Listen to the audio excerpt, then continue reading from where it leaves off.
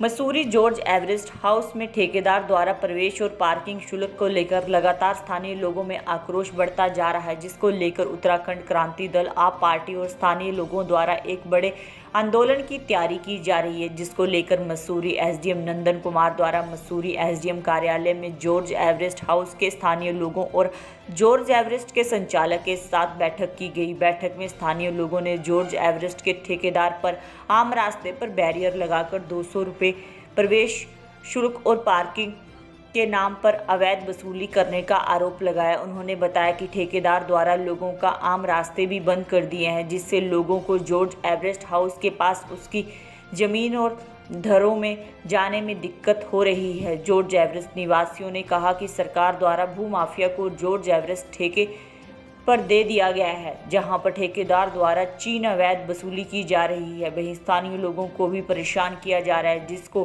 किसी भी हाल में बर्दाश्त नहीं किया जाएगा। उन्होंने कहा कि जॉर्ज एवरेस्ट को आने जाने वाला रास्ता आम रास्ता है, जहां पर किसी प्रकार का बैरियर नहीं लगेगा।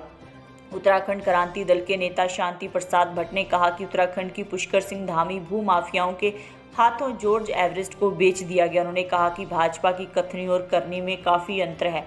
उत्तराखंड में मूल निवासियों के मौलिक अधिकारों को छीना जा रहा है, जिसका उदाहरण मसूरी में देखा जा रहा है। उन्होंने कहा कि पुष्कर सिंह धामी की सरकार भूमाफिया को संरक्षण देने का काम कर रही है, जबकि स्थानीय लोगों के अधिकारों का हनन किया जा रहा है, जो बर्दाश्त नहीं किया जाएगा। उन्होंने कहा कि जॉर्ज एवरेस्ट के स्थानीय लोगों को अगर जॉर्ज एवरेस्ट में आने जाने से रोका गया तो उसको लेकर उत्तराखंड क्रांति दल उग्र आंदोलन करेगा।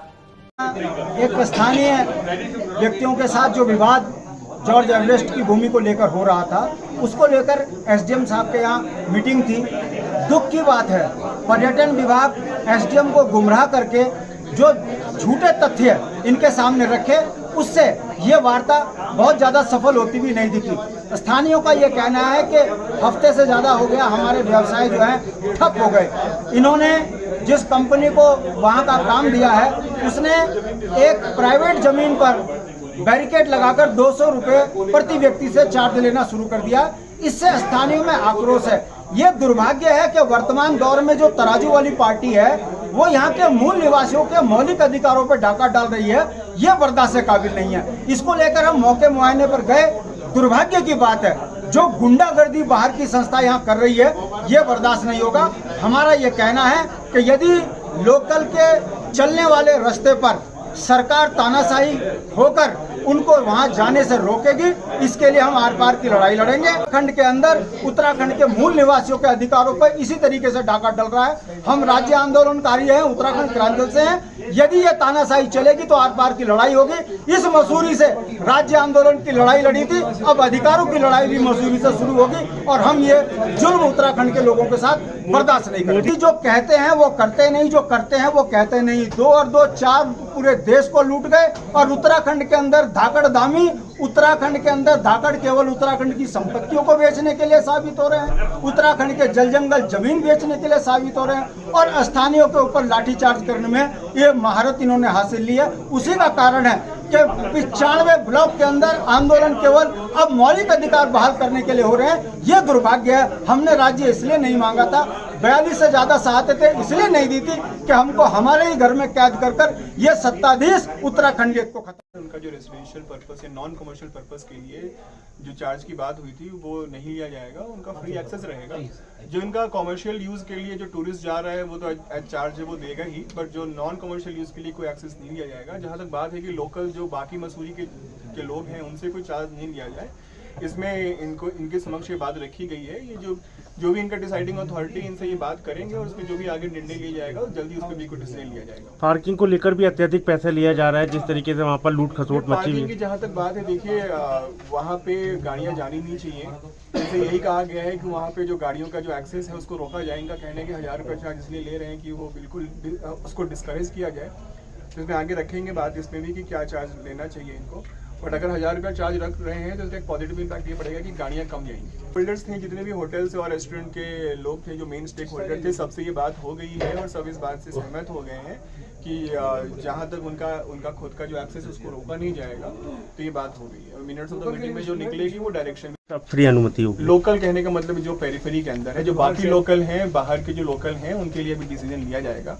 आगे इस बात को रखी जाएगी। मेरी तरफ से भी जो पूरी बात आई है, आगे जो डिसाइडिंग जो अथॉरिटीज़ हैं उनके सामने ये बात रखी जाएगी, इसमें जल्दी कोई डिसीजन लेंगे। पहले तो हमारा वहाँ पर रास्ता बंद कर दिया गया, जब हमें 5 मिनट घर जाने में लगते हैं, आजकल हम 5 किलोमीटर पैदल चल के जा रहे हैं घर। सबसे बड़ी समस्या तो हमारे लिए ये खड़ी है। दूसरी बड़ी समस्या ये है कि उन्होंने 2 किलोमीटर पहले जो बैरियर लगाया है वो प्राइवेट प्रॉपर्टी पे बैरियर है, और पार्किंग भी इनकी नहीं है, पर्यटन विभाग की। वो पार्किंग भी पर्यटन विभाग की नहीं है, वो जमीन पे भी उन्होंने पर्यटन विभाग ने वैसे ही कब्जा कर रखा है, जबकि इनकी बैरिकेडिंग पार्किंग से पीछे है। जमीन उस इंसान की वहीं तक होती है जहाँ उसकी बाउंड्री होती है, बाउंड्री से बाहर इनकी पार्किंग है, और भारती जी के प्राइवेट भूमि पर इनका बैरियर लगा हुआ है। जब से इन्होंने वहाँ पर 200 रुपये लेना शुरू करा, तब से हमारे ऊपर दुकानें ठप पड़ी हुई है। 6 दिन से हमारे आज तक एक मैगी नहीं बिकी है। हम उन गवर्नमेंट को जो आज तक किराया देते थे, डीएमसी को देते थे, ये भी हमको बताने के लिए राजी नहीं कि आप आगे से हम किराया किसको दें। हमें इस बात का भी डर है कि कहीं हमसे दुकानें भी हमारी छीन न ले। दूसरी बात है, हम दुकानों का जो किराया है वो हम कहाँ से देंगे। अभी मैंने एसडीएम साहब से भी बोला कि 10% तुमने साल में हम पे बढ़ाया, 18% जीएसटी है, ये भी हम नहीं दे पाएंगे क्योंकि ये भी बहुत ज़्यादा है।